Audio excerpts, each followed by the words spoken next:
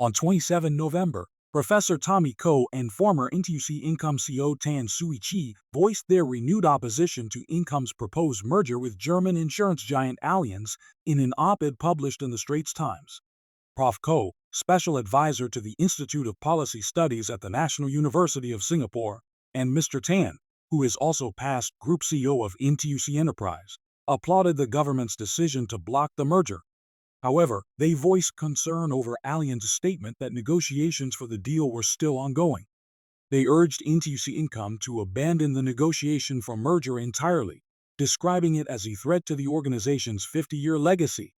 They reiterated that NTUC Income should stand alone as an NTUC social enterprise.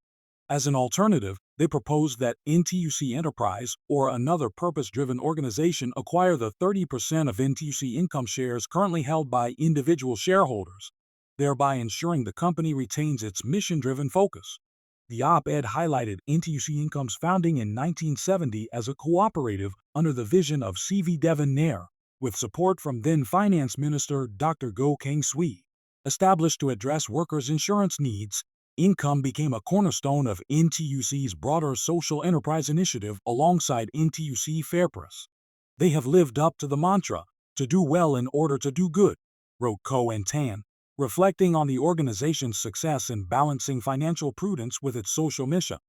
The proposed merger, announced on July 17, 2024, would have allowed Allianz to acquire a 51% stake in NTUC Income for 2.2 billion Singapore dollar.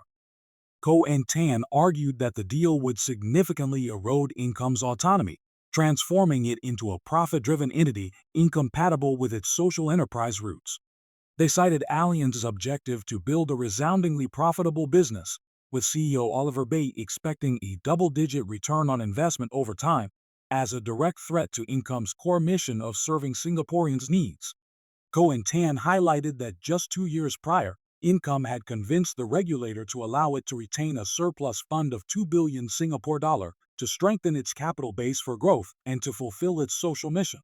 Contrary to this assurance, Income Allianz's merged entity proposes to reduce its capital and for $1.85 billion to be distributed to the shareholders over the next 3 years. This proposal is in breach of the undertaking given by Income to the regulator.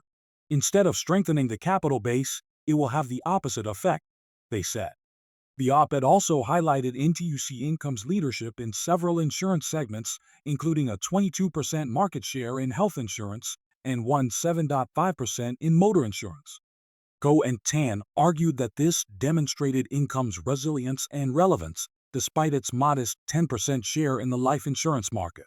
Acknowledging that 15,000 individual shareholders, who own 30% of Income, might view the merger as an opportunity to cash out, Koh and Tan proposed an alternative solution.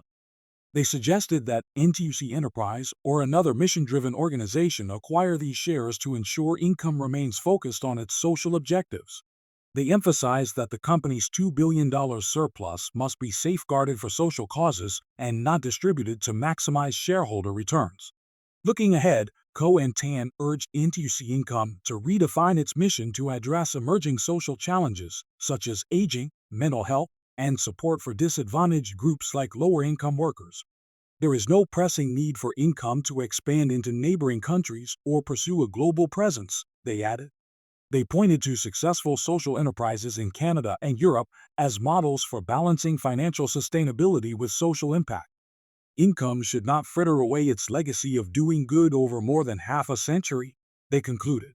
In a parliament sitting on 14 October, Edwin Tong, Singapore's Minister for Culture, Community and Youth, confirmed that the government has blocked the proposed deal between Income and Allianz, after assessed the transaction and deemed it not in the public interest to proceed in its current form.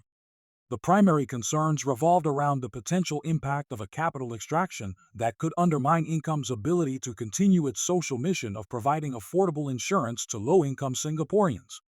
In a November 14 BOSS filing, Income and Allianz confirmed that discussions on their merger deal are still ongoing, with no assurance of a finalized transaction. Both parties noted they are reviewing the implications of concerns raised in the ministerial statement and upcoming amendments to the Insurance Act. The announcement of the merger in July had sparked public criticism, with apprehensions over whether Income would remain focused on its social responsibilities.